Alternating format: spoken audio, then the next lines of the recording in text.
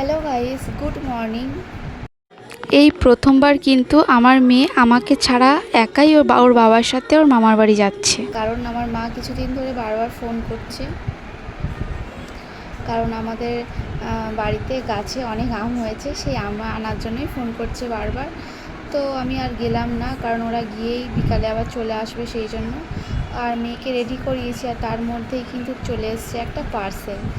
আর সেই পার্সেলটাই আমি এখন ওপেন করছি। সকালে ওর জন্য ওটস বানালাম, বানিয়ে ওকে খাইয়ে দিলাম, স্নানও করালাম, ওকে পুরো রেডি করিয়ে দিলাম।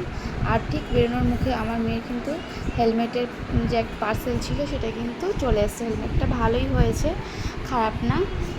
তো এখন একটু বড় বড় লাগছে, কিন্তু ঠিকঠাক আছে, ও পড়তে পারবে। আর একটু তো দেখো, এখানে ওর বাবার সাথেও বেরিয়ে যাচ্ছে।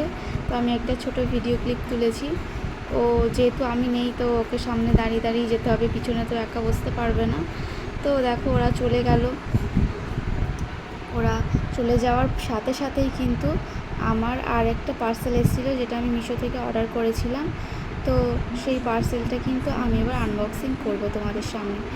তো এই পার্সেলের মধ্যে যেটা অর্ডার করেছিলাম, প্রথমে দেখলাম যে এত ছোট খাপ কেমন হবে, ছোট একটা প্যাকেট দিয়েছে। তারপরে খুলে দেখলাম যে সব প্রাইস অনুযায়ী ঠিকঠাক আছে।